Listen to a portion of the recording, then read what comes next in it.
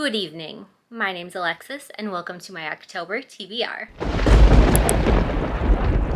Happy October and happy best month of the year. I hope you are ready to hear about some spooky books because I have so many to tell you about today. First up, I wanted to talk to you about the 3 readathons I'm participating in the month of October, which in my opinion has the best readathons every year. Starting out with a new one for me, of course, is Becca's SPOOKOPLATHON. This is not new to the book community. This is just my first year that I am actually participating in it, and I could not be more excited. Becca's announcement video and every other readathon announcement video will be linked in the description, of course, but I have already made my first roll and picked my first prompt, so I'm going to send you back to past Alexis and the game board. Hello and welcome to my first spin for Becca's SPOOKOPLATHON.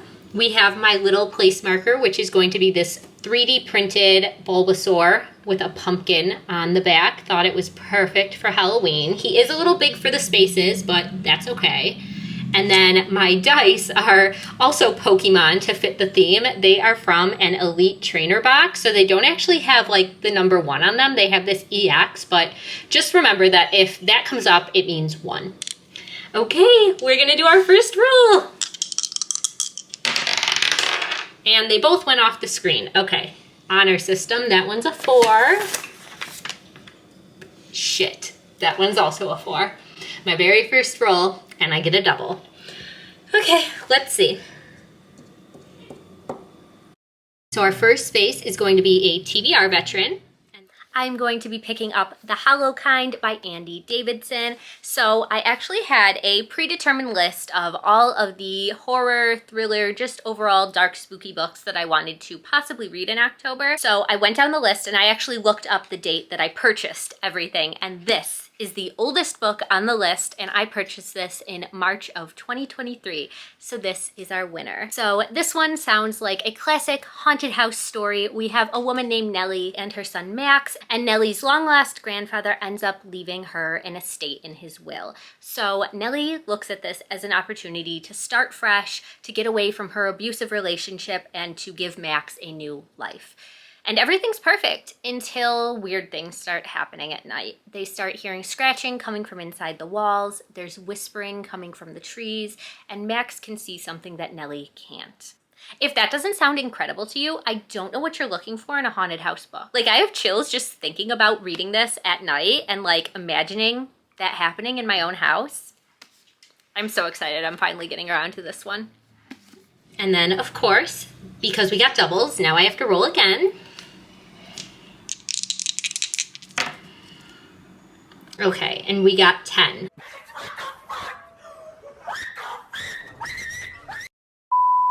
Hi. Editing Alexis coming in because clearly I don't know how to count. That's not a 10. Or it would be a double and I would have to roll again. You think this is all stuff I would have realized in the moment, but yeah, I was just so excited to get my next prompt that I forgot how to count. I never said I was good at counting. I'm here because I like to read.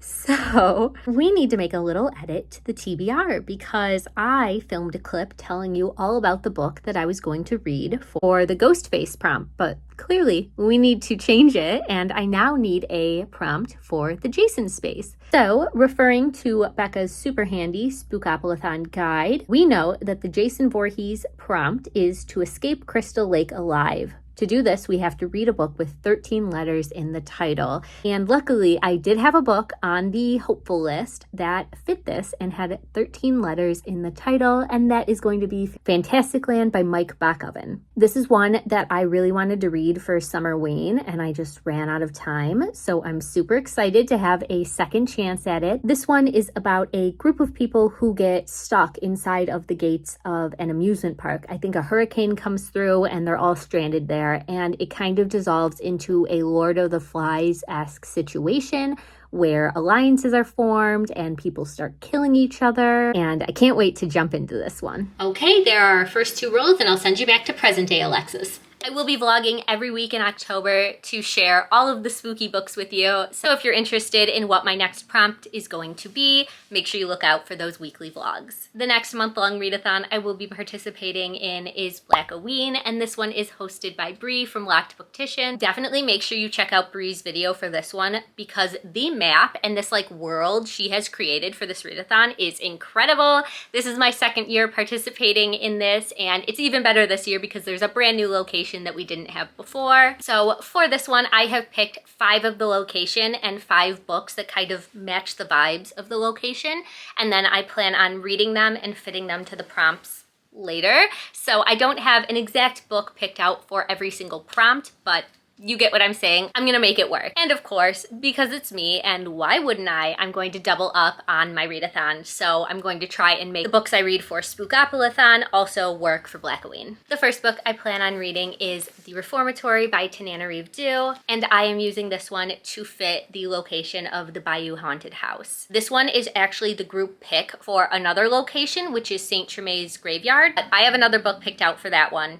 but if you don't and you're looking for a recommendation, this one does fit prompts in both of the locations. This one, of course, is set in Florida in Jim Crow South and based on the true story of the school they call the Reformatory. And specifically, it is based on the infamous Dozier School for Boys that the author's relative actually went to. And this is her way of bringing to light the tragedy that happened to him and so many other boys that went to this school. For the next location of St. Tremaine's Graveyard, I'm going with Immortal Dark by Tigast Girma. So the vibe of this location is like creatures of the night, you're in a graveyard, and what better to fit this than vampires. I have been staring at this cover since it came out. I just cannot wait to get into this book. It is about this secret society of vampires that go to this super elite university and a human on a quest to find her sister who she believes the vampires have taken from her. It just sounds like exactly my thing. We have the vampires, we have the secret society. I've heard there's even a little bit of a forbidden romance in here, and I just can't wait. And I mean, just look at this stunning edition. All I'm saying is I better love this one or October's ruined. The next location, which is Ruby's Crew Park, is all about spooky middle grade. And for this one, I will be reading the group book, which is It Came From the Trees by Allie Russell. All I need to know about this one is it's about Bigfoot. And I am so excited. I do not read nearly enough cryptid books. They are just so fun. And I also honestly don't read enough middle grade horror because the few that I've read have been incredible. So I feel like I'm really missing out on the genre, and I'm super happy this one is a location and a prompt and just kind of giving me the opportunity to read more of it. The next location is Joe's Library, and for this I will be reading The Devil in Silver by Victor LaValle. It's kind of become a tradition that every October I read a new Victor LaValle book, and I'm not mad at it. I really, really enjoy his writing. And this one has been stuck in my mind for a few months now that I really, really want to get to it. So this one is about a man who is arrested one night, and instead of doing sort of the correct paperwork for his arrest, the police officers decide to just stick him in a psychiatric ward for a 48-hour hold until the 48 hours are up and he is not being released. And he ends up getting visited in the night by a creature with the body of an old man and the face of a bison. Are you kidding? I have never heard anything so terrifying, and I can't wait. And for the last location, which is new this year, for Shishi's Kitchen, I will be reading That Time I Got Drunk and Saved a Demon by Kimberly Lemming. I've seen this one everywhere, and I think it's time I finally read it. It's about a woman who saves the demon. I've heard it's really spicy, and I just feel like October is the perfect time to read about hooking up with a demon. And the last readathon that I participate in every October is VAMPATHON. It happens during the last week of the month, and while it is not a requirement to only read vampire books, since they're my favorite creature of the night, I will be trying to only read vampire books and fulfill all of the prompts. So I have my journal here. I don't have a set TBR. It's more something that I'm going to determine later in the month once I know what I have left to read. But some vampire books I've picked out that will also fit these prompts are, again, Immortal Dark. And this one actually fits so many of the prompts, let me tell you. This could fit for a book you sink your teeth into, a paranormal romance, a gothic setting, a gothic cover, Maybe a book with a haunted library. We'll have to read it and see. Blood on the cover. Possibly a mystery book because there is the mystery of her missing sister, and a dark academia setting. Another vampire book that is possibly my most anticipated of the month is So Thirsty by Rachel Harrison. I've loved all of the Rachel Harrison books I've read, and then you throw vampires into it. Like, are you kidding? I can't wait. I can't wait. I keep saying that. I'm so excited, but I just truly cannot contain my excitement for this, and the fact that I'm gonna have to wait till the end of the month for Vampathon to read it.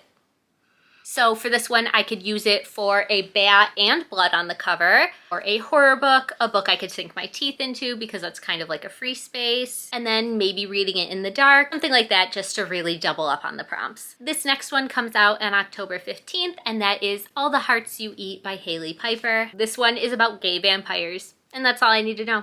That's enough. But I've been seeing reviews that it's actual scary vampires, and I could not ask for more. Now again, I haven't read it, but I'm just assuming it will fit into the paranormal romance. It has a spooky cover. It's a horror book. I think one of the main characters is a vampire, could be wrong. And if I'm really looking to scare myself, this would be a good one to read in the dark. And last up on my potential Vampathon TBR, what is a readathon without a graphic novel? And just what a perfect time to read this one. And of course, that is Garlic and the Vampire by Bree Paulson. This one is about a little cutie named Garlic, and she has to fight a vampire. You already know. You already know how excited I am. Oh, and also for that read a book including a witch prompt, there's a sequel about garlic and a witch. So both of these will probably be being read at the end of the month. Oof. Okay, we're finally done with the readathons, but I'm not finished yet. I have more books. So these ones are all big maybes. It really just depends on what I get for Spookoplathon, but I wanted to make a pile of physical horror books that I actually own instead of buying new ones or getting them from the library, because I'm constantly trying to get my physical TBR down. So I'm not gonna tell you too much about these because if I end up reading them, they will be in those weekly vlogs, but I'm just gonna let you know what my options are. First up is Ghost Eaters by Clay McLeod Chapman. Look at how creepy this cover is. True Crime by Samantha Kolnick, a short little extreme horror that I'm really looking forward to. Goth by Atsuichi. This one is translated and was originally written in Japanese. Dead 11 by Jimmy Giuliano. I think this one is set in the past or about a town that's stuck in the past. Yeah, it's about the 90s, so a nice little throwback. Bury Your Gaze by Chuck Tingle. I read Camp Damascus last year and loved it, and I've heard this one is about Hollywood. It's a slasher, just can't wait. Graveyard Shift by ML Rio. I have been looking forward to a new book by this author forever, since I read If We Were Villains a few years ago. Craft Stories I Wrote for the Devil by Amanda Lima. Indian Burial Ground by Nick Medina, and last but not least, Old Country by Matt Query and Harrison Query. I've seen this one on so many people's lists of scariest books they've read, so really hoping I can use this one for a Spookoplathon prompt. Okay, and that's it. We made it to the end of my list. I think it'd be really funny if you would like to make a guess in the comments how many books I'm actually going to get to this month. I think, real quick, leave your comment. I think I am going to read 18 books this month. Well, that is on the higher side. It's not totally undoable. I did read 19 books in May, and like I've said a million times, October is the best month for reading, and horror is my favorite genre, so I fully intend on just flying through all of these books. Thank you so much for watching. I hope you read a good book today, and I will see you soon in my next one. Happy hauntings.